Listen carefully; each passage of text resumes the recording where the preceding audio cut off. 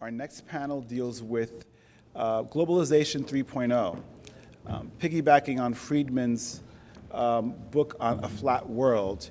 He posited forth this concept that we live in a world that dealt with Globalization 3.0. Globalization 1.0 being business and industrial development from Columbus through about the 1880s. Globalization 2.0 being the development of business and that machine of innovation from about the 1880s to the year 2000, with such key growth items such as the invention of the steam engine, the telephone, and computers. But he then describes Globalization 3.0 as a world in which, due to software, not hardware, the global village becomes smaller and smaller, and the social platforms that describe traditionally that village, such as city, place, are becoming transformed to something else. And so today, the panel will be discussing those issues and some others. So with us today, we have one of our faculty members and a member of our team here at the School of Management and EMBA programs, Dolores Atala. We've heard some really eloquent remarks from the provost and the dean and from a representative from the United Nations. And when you think about it, this flat world is a very big place, and there are a lot of big issues to think about. But frankly, we have to live in a smaller world, in a world where we have to consider the risk and reward of our day-to-day lives, of the jobs that we do, and the lives that we live in New Jersey or anywhere else. And so our panel is focusing on not only these larger global issues, but the risk and reward of trying to work in the day-to-day world of the flat world. And so today we have an eloquent panel that's going to focus on those issues and hopefully give you some insights into how you can focus your studies and your academic experience to facilitate your next step into this flat plane. Just by way of background, I am going to introduce myself briefly and ask the panelists to do that as well before we get started. My name is Dolores Atala. By day, I am a management consultant. I'm a managing director at Protiviti. I focus on corporate governance, enterprise risk, operational risk and compliance, so helping companies manage the issues of risk and reward in a very changing business environment. And I'm also an adjunct professor of corporate governance, I'm very proud to say, at the Graduate School of Management here for the EMBA program. And I'd just like to ask each panelist to introduce themselves. Okay. Good morning. Jim Schwarn. I'm the Chief of Procurement and Support Services for New Jersey Transit. I've been with New Jersey Transit for 27 years. So I have seen firsthand the success and failure of technologies across multiple business units. I also provide consulting services to small businesses that wish to either do some sort of global expansion or foreign businesses that wish to enter the United States. And my part-time job is I'm also the mayor of Branchburg Township. So thank you. Good morning, everyone. My name is Alan Wink. I run the capital markets practice for EisnerAmper.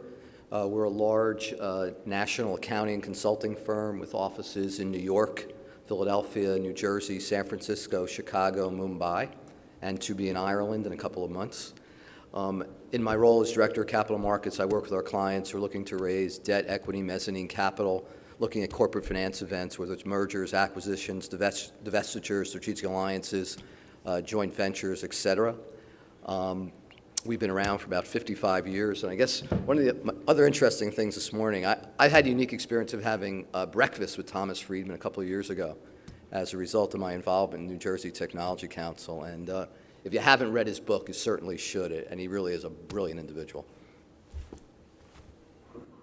Hi, everyone. Good morning. My name is Shanti Gopala Krishna. I teach at NJIT and have been here about 15 years now. I teach management of technology, innovation, and strategic management, and I teach both at the executive MBA and at the undergraduate levels. And I was amazed how much I found out about NJIT from our speaker this morning, and I hope our panel can live up to where we started off with. Thank you for being here. Okay, so let's get started. First of all, for those of you who are not familiar with the book, the name of the panel comes from the book, and Globalization 3.0 is really talking about the world we live in now. The previous phases, 1.0 were where governments influence globalization, and 2.0 is where companies influence globalization. But we know that each industry doesn't move at the same pace. So I'd like to hear from the panelists about the industries that they're either in or familiar with in terms of this flat world and what it means to them. And I'd just like to ask Jim to start off, either transportation or energy or some kind of combination. Yeah, why don't we talk about manufacturing in general.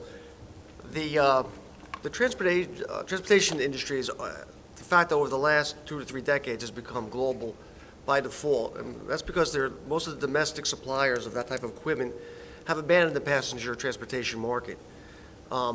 Through merger and acquisitions overseas, basically now it's not uncommon to see body shells manufactured in Brazil, locomotive chassis manufactured in Germany, Swiss or engineering, HVAC units, traction motors out of Japan.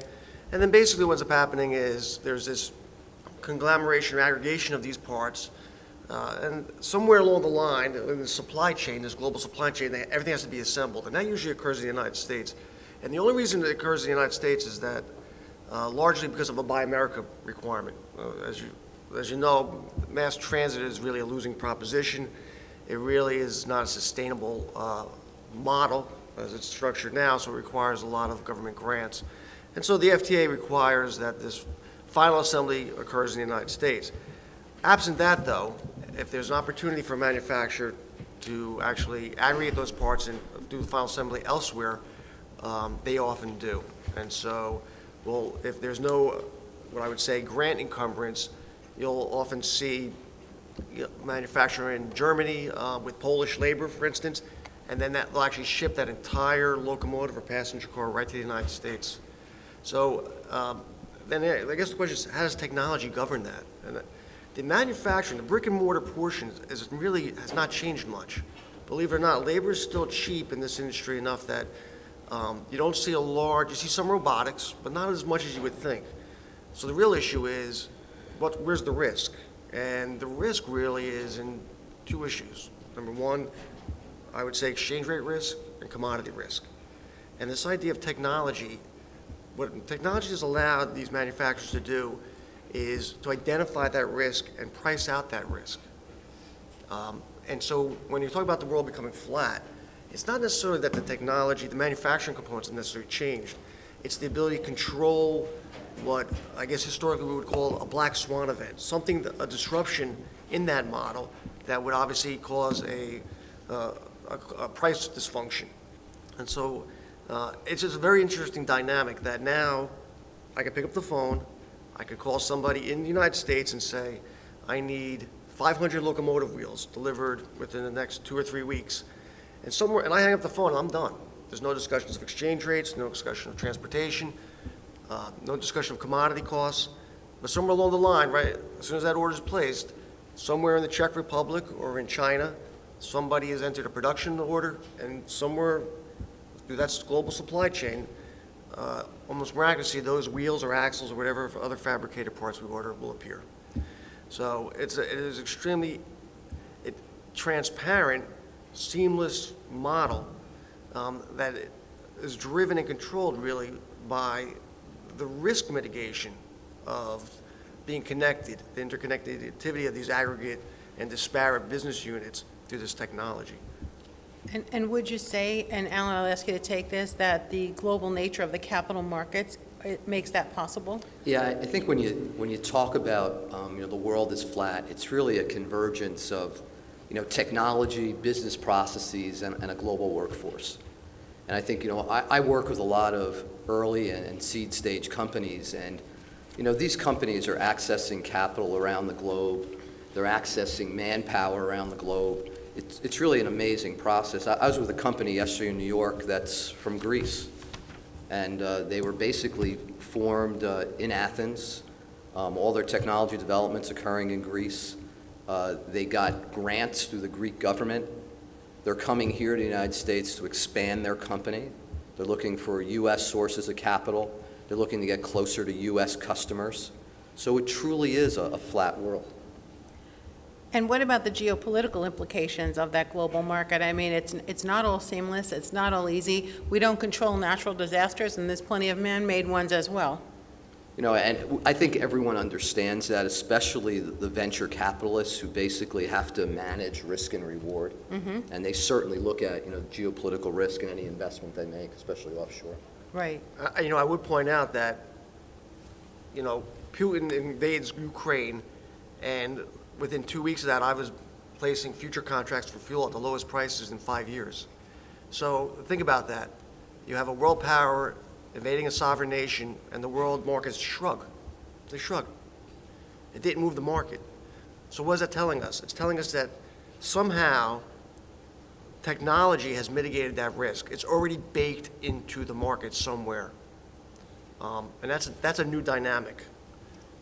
You know, because it really is interesting. You know, technology almost gives us perfect information on what's going on in the world. The ability to arbitrage that information, it's a, you know what, it's a bottom feeder's peril.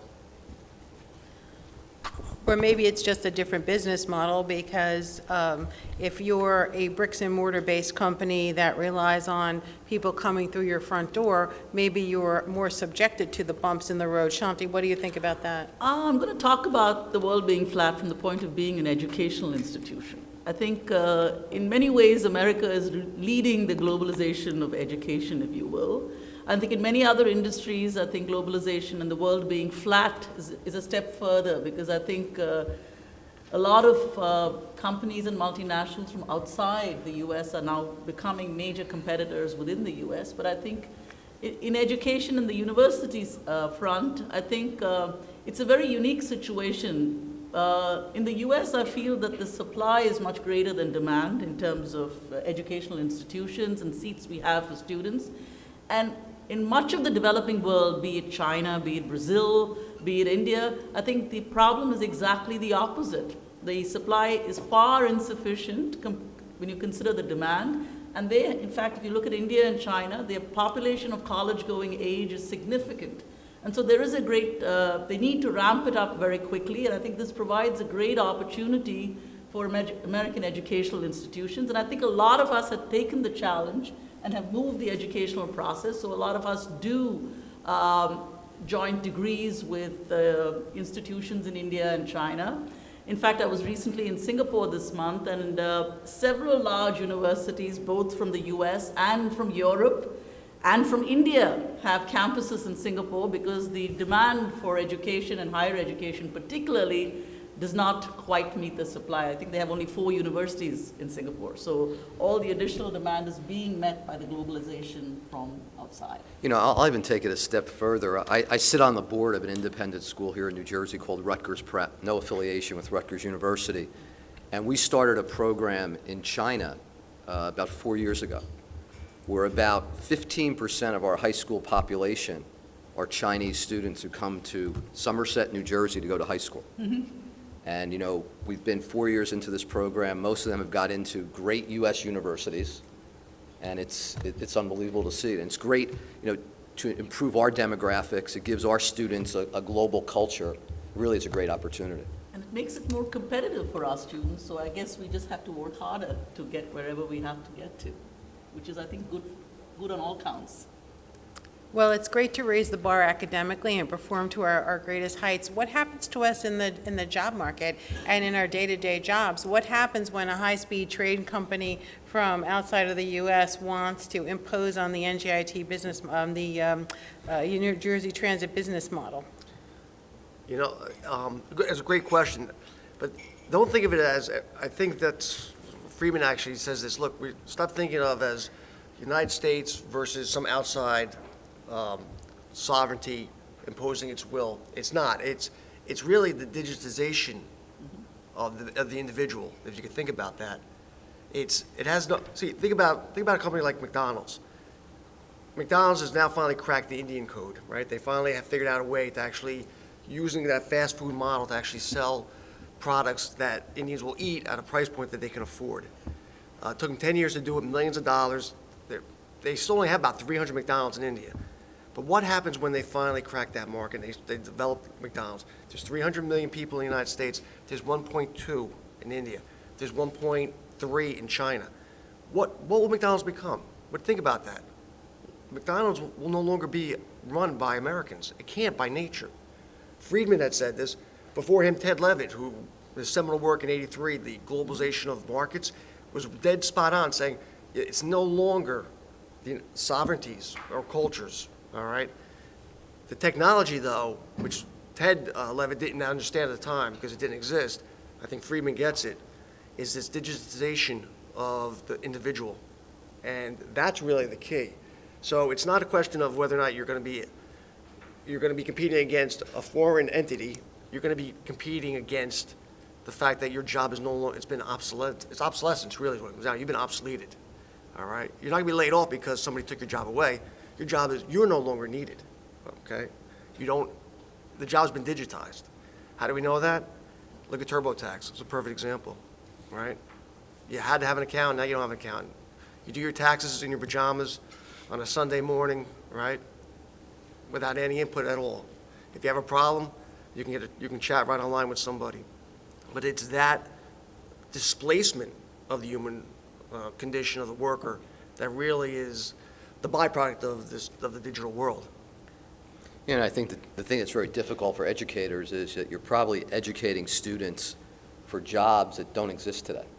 And who knows what the future is really going to bring. And I think, Right. you know, when you talk about, you know, the world being flat, you know, I think managers of the future are going to have to manage a supply chain. It's still about, you know, maximizing earnings per share, maximizing shareholder value. How do you do that? Whether you source your product in China, India, Russia, it's still about maximizing shareholder value.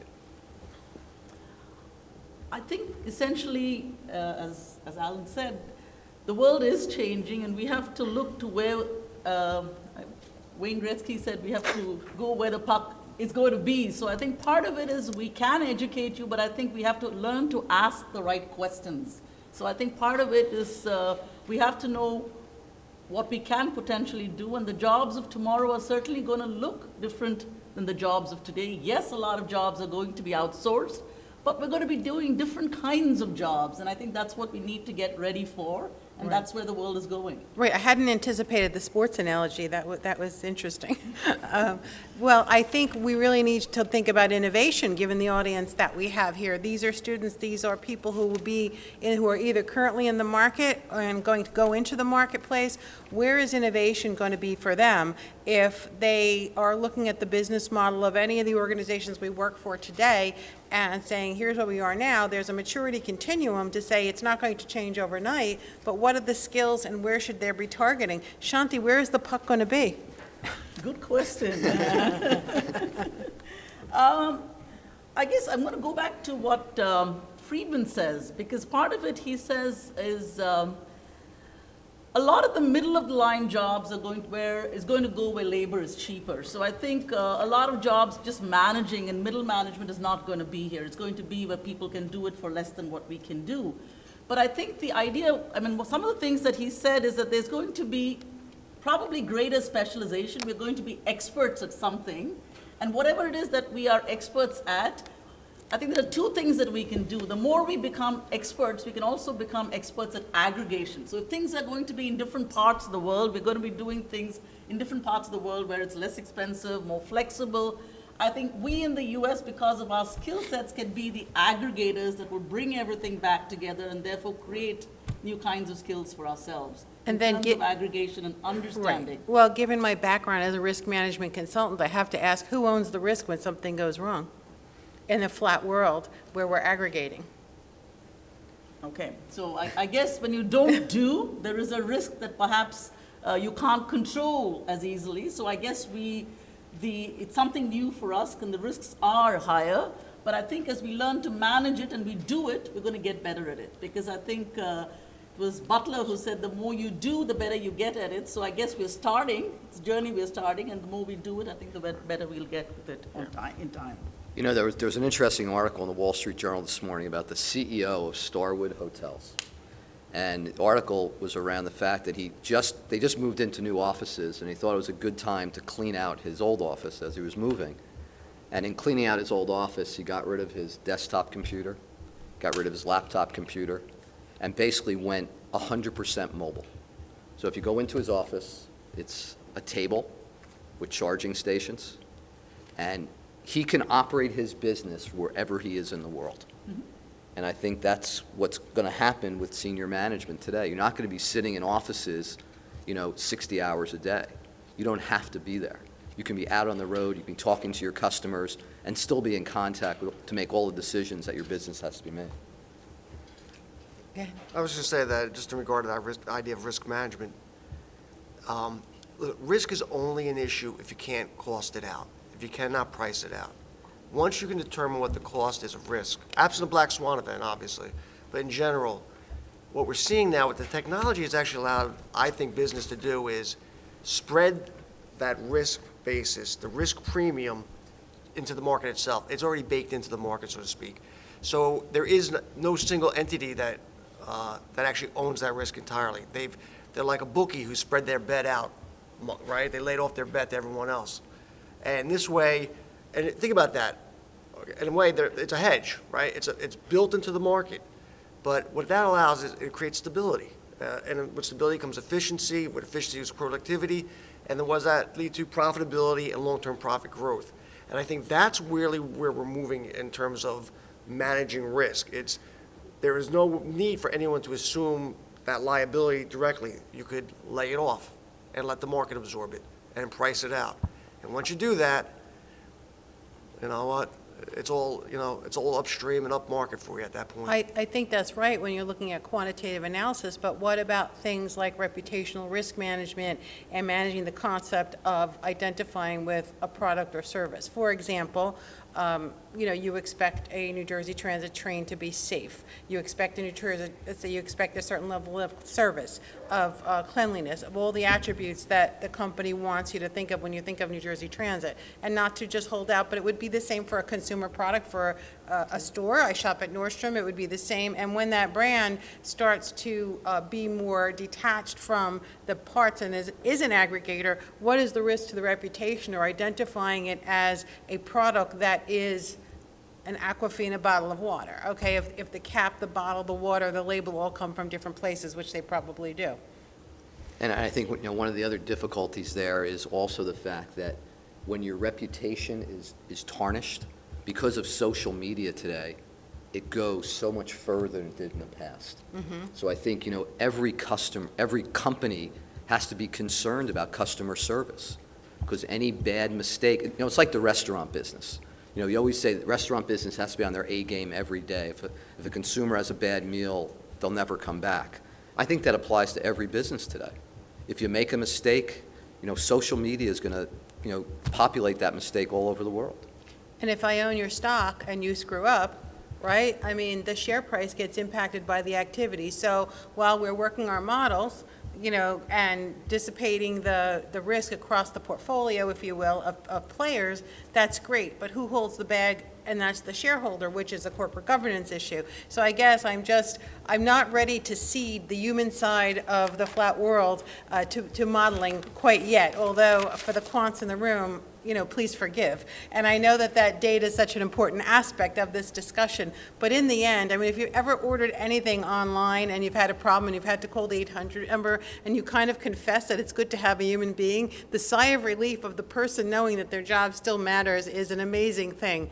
And so, and perhaps I'm a little bit more old school than some of the innovators in the room, but I think there's a balance, because I think personal accountability starts to dissipate, and organizational accountability starts to dissipate, and reputational risk starts to grow when we're solely aggregators and solely modelers, which is not what the panel was saying, but saying where is the balance and where is the personal ownership. Does anyone else want to comment on that? Because that's a governance issue. All right, you have two issues. Number one, yes, with social media, obviously the impact of mistake, right, is exponential compared to what it used to be. However, because of the fact that we're bombarded with media constantly, we have amnesia very quickly. We have very short-term memories. All right, so it would have to be such an egregious, what we would consider an egregious violation at some personal level to overcome what? Again, low cost, right? Differentiation. At what point will you give up your iPad or your iPhone because of something that Apple does socially, that you find socially immoral, unethical, or illegal? The answer is only to the point where it's no longer cost effective for me to own this product. So at the end of the day, the modernity, the technology, and the low cost, the price point, is really what drives, okay, our purchases, all right? And so this idea that somehow people can't recover from, business decisions that have a negative social impact, I think, again, it's short-lived. I mean, Donald Trump said there's no such thing as bad press. And, I guess, but I still I remember. hate to agree with him, but that seems to be the case. But I still remember, and this is pre-social media, the Exxon Valdez, I remember the explosion in Bhopal. I remember these things because they were disastrous. And, I also remember, the accountability being spread around. And I think that in those days, it was on the news, you saw it on the news, and you talked about it. Now, sources who are not authenticated can even comment on it. So I think you have to take some of that with a grain of salt as well. I mean, I'm more of an advocate for some balance, but absent the data, we're completely lost. So, I mean, that's the other side of the scale. Well, you would arguably say, just to follow up on that, if you had bought Exxon stock at that time, or if you had bought British petroleum stock after the recent Gulf issue, you'd be a very wealthy person. Look at their market shares, look at their shareholder value. Shareholder value has actually increased over those events. So again, yeah, it's a problem, and your reputation should be protected. But as I said, consumers in general and shareholders have short-term memories. That's true. Shanti? No, very quickly, I think part of the issue that you're raising is social media makes the scale of things much bigger, but I think part of it is also managing reputational risk. This whole issue of strategic control, I think companies have become much better because when you do it well, I think it has very good consequences for you. So I think part of it is recognize the problem and learn how to deal with it. So I think managing reputational risk has become much more institutionalized now within corporations. Yeah, and the other thing is, I think, where young people go to get information today, and Jim and I were talking earlier this morning, I mean, probably a lot of the young people here have never read a newspaper, but they probably are on top of current events as much as anyone because they get information online. So I think, sources of information also play into this. Absolutely. Well, clearly, the sources and uses of information is changing, which brings us to privacy, data security, and those kinds of things.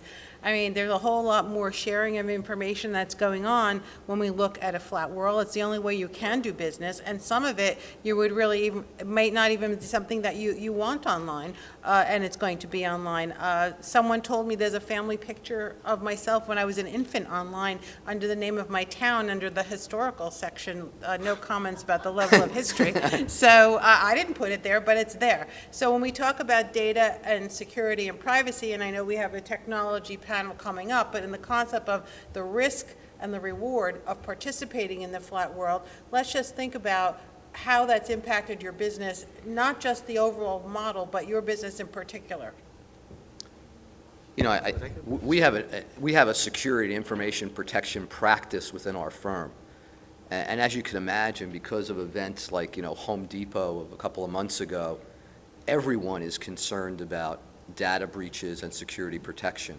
I mean, any organization that, controls people's social security numbers, credit card information, God forbid you have a breach, it's almost the end of your business. So you really have to be concerned about, security and information protection. And especially as companies utilize the cloud more and more, it's become a major issue. Yeah, in fact, I read recently they did a survey of CEOs of Fortune 500 companies discussing their big data and how they use it. And almost to a person, they said, listen, we're very good at collecting the data, aggregating the data, but we really don't know what to do with the data. Right? We don't know what the questions ask. And the reason for that is they can't get the data into the hands of the employees that potentially could actually ask the right questions.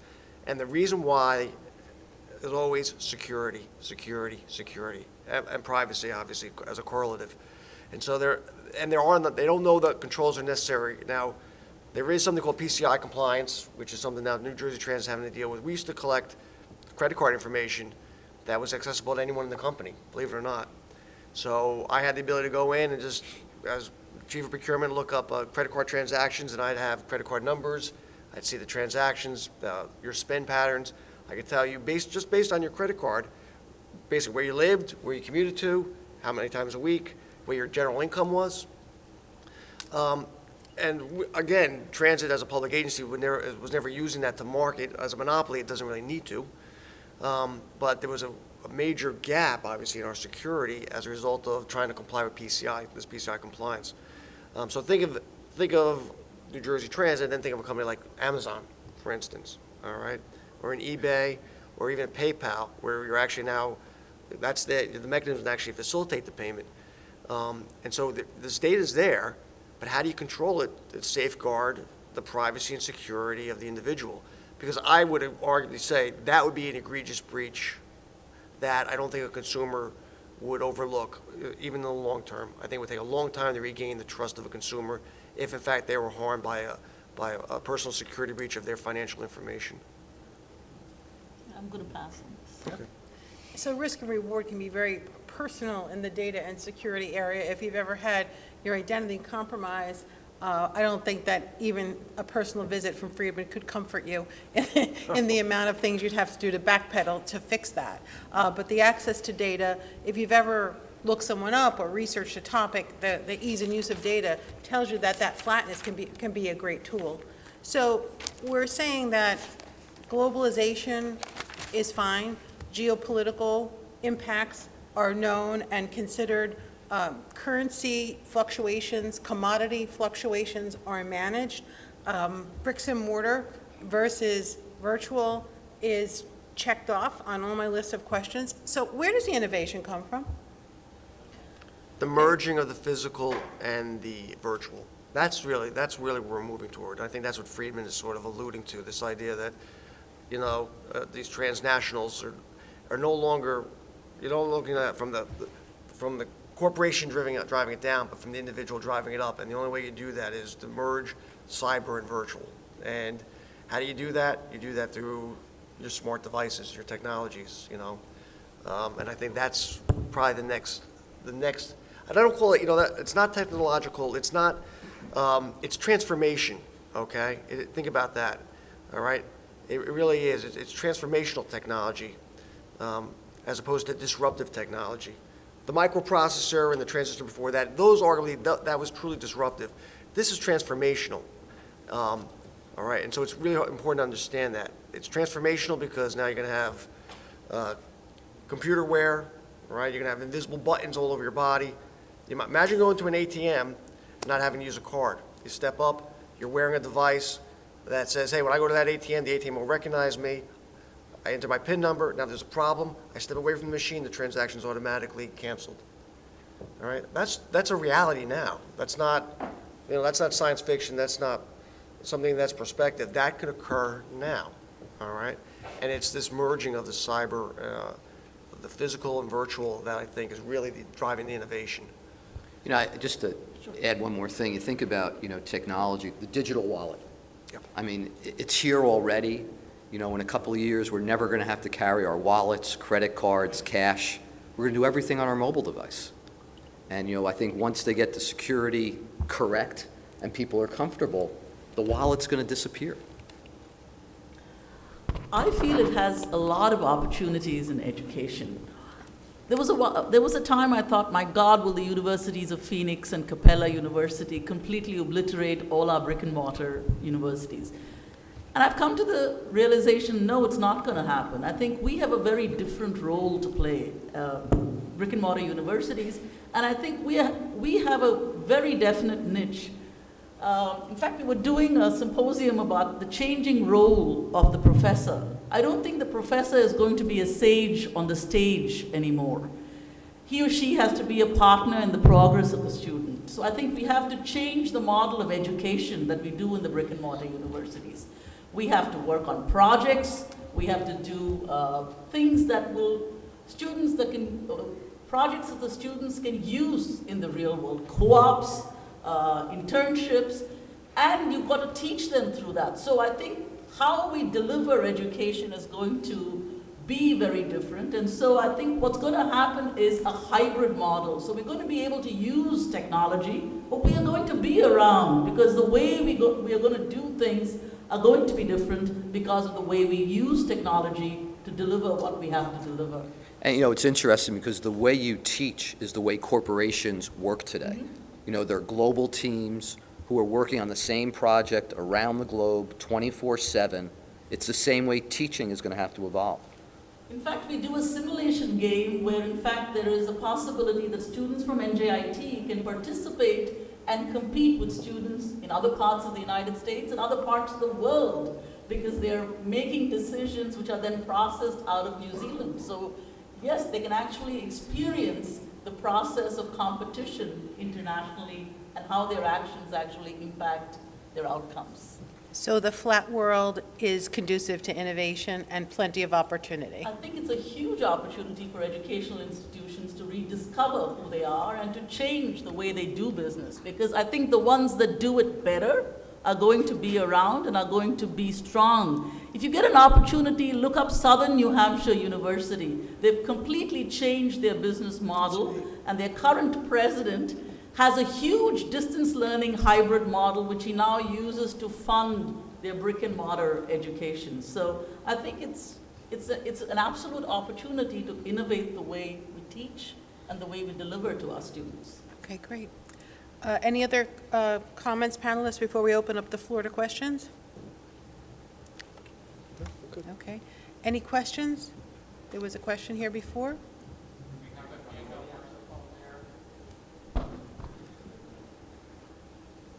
Professor Silla, did you have a question?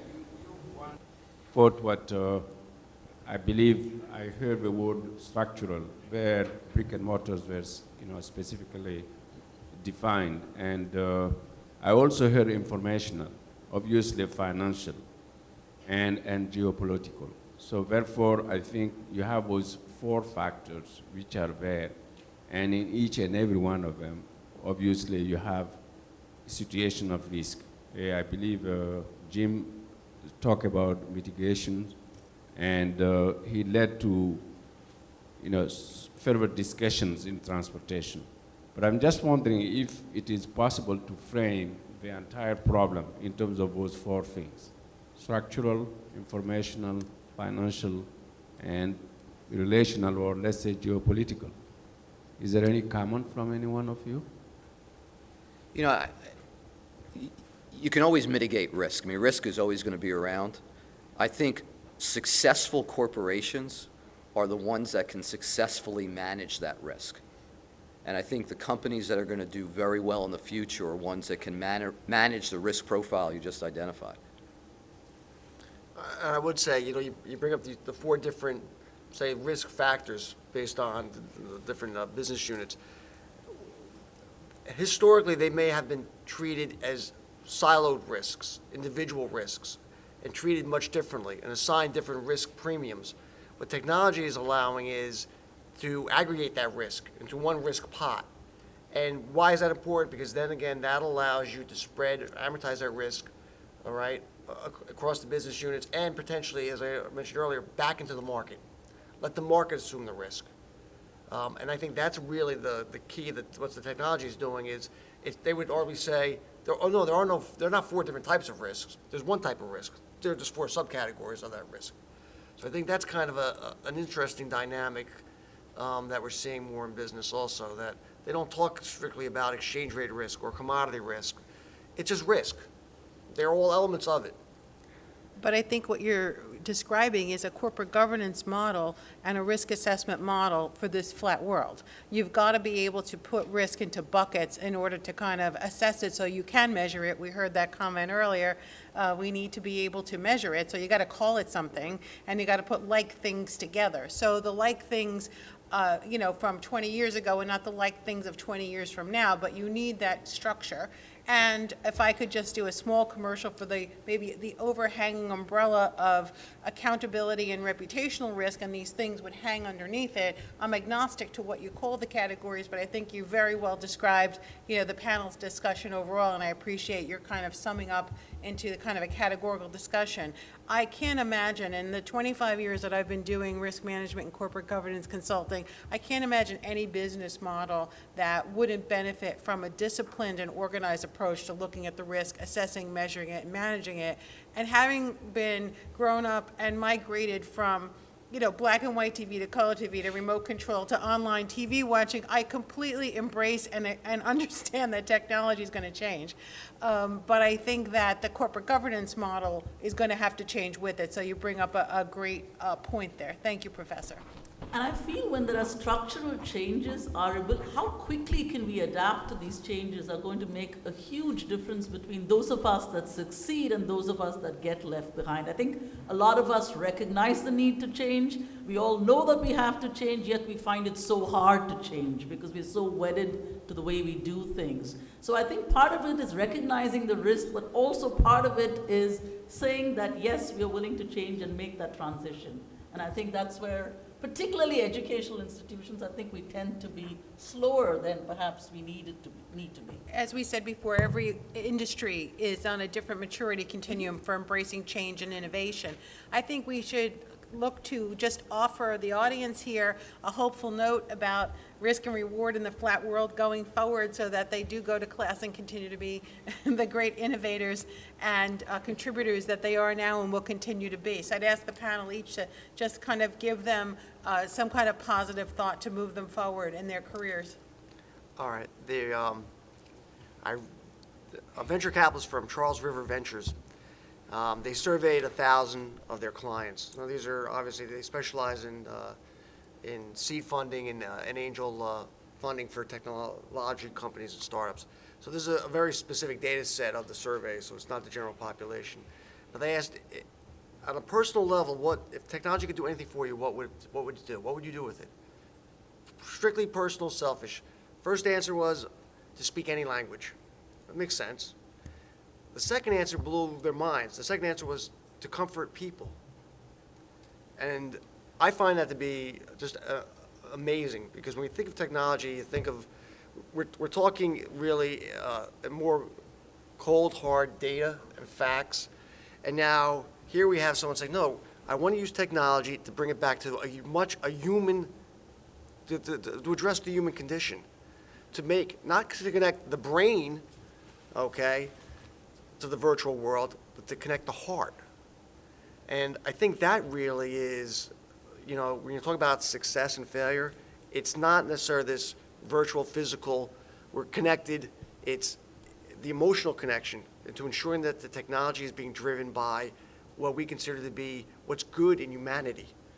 And to have that, a survey like that, actually sort of say, hey, this is exactly, you know, absent the fact that everyone wants to speak a different language, to be that to come second to me was amazing. But it really is, I think it speaks wonders, and just in terms of people really understanding technology and understanding how it could really help the human condition. You know, I think the advice for the students is continue to innovate. I think, you know, the jobs of the future aren't going to be created by large corporations, they're going to be created by entrepreneurs. And, you know, don't be afraid to fail. You know, a lot of entrepreneurs fail the first time around, the second time around. You all hear the phrase pivot. Don't be afraid to pivot on your business idea, and keep trying. Well, I want to quote Peter Kuchera, who's sitting right in front of me. Success is not final, and failure is not fatal. So I think I completely agree with Alan. You have to innovate, and I think the biggest thing is that you are in a science and technology university. The opportunities are endless. The only thing you have to remember is your competition comes not from those proximate to you. Your competition is global. I think you have your students coming from all over the world, but your opportunity, the world is also your opportunity space. So you can start businesses, you can do things, and you can create new kinds of jobs, perhaps that we haven't quite visualized yet. So I think our keynote speaker this morning talked about the wonderful apps that NJIT students have created. So I guess you as business students are doing a lot of things that will provide opportunities, and you are in the best place to be exposed to them. So, okay. Thank you. Okay, is there a question? I think we're just a little short on time, so just the two hands that are up briefly.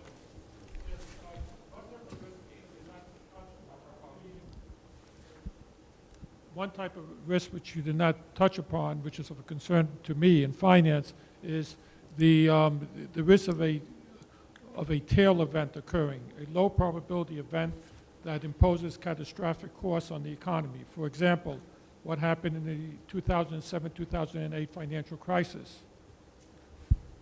You know, when you talk about venture capitalists, they're the ones who deal with risk every day, and they invest in a portfolio of companies.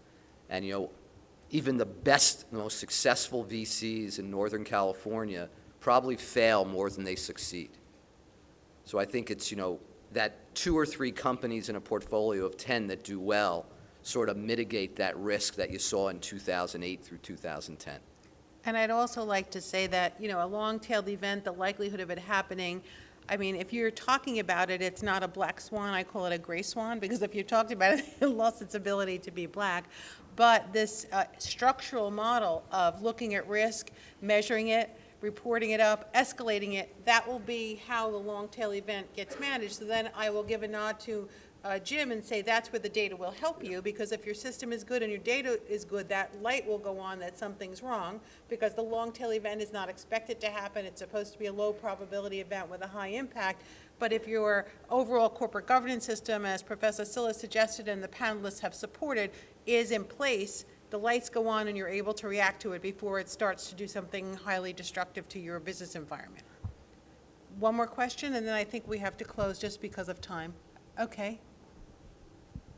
Hi, my name is George. In terms of technology and risk, I realized that we actually focus on mitigating these risks, but not eliminating these risks. And also, I can understand in terms of, you know, natural disaster, you know, we can only mitigate the risk. We can actually eliminate the risk. But why is it that we can actually innovate ways of eliminating these risks rather than focus on creating and innovating new ideas, you know? Why is that? You mean in terms of predictive modeling of risk? Right. Well, I think we're moving in that direction. I think that's, you know, that's exactly what we're doing now. It's, we're not doing, you know, we're not crunching data in what a lag model, but more of a lead model. It's anticipatory, it's sensory, it's predictive. And the algorithms are, you know, constantly, you know, being developed to assess that. But again, I think as Alan said, it's a very imperfect world. And this idea of mitigating risk entirely is just, I mean, it's a nice goal, it's a lofty goal, but it's not going to happen.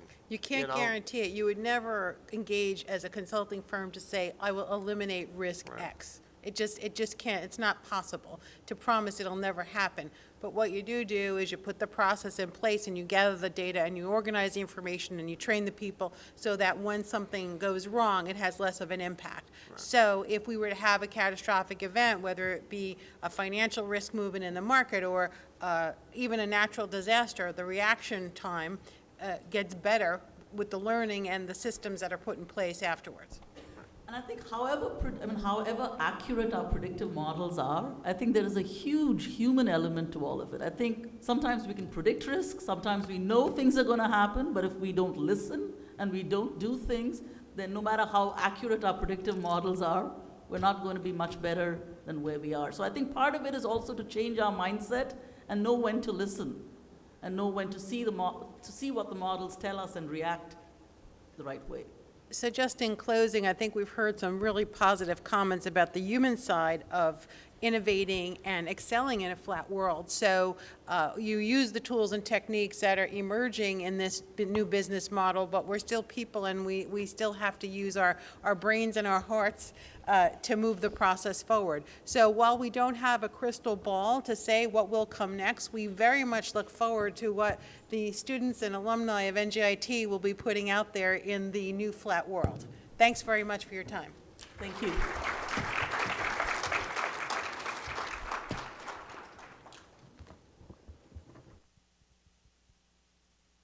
Is there a break, Elaine, or is it the next panel? Oh, there's Anthony. Okay, thank you. He snuck up on me. A stronger round of applause for our panel. Thank you, Dolores, Shanti, Alan.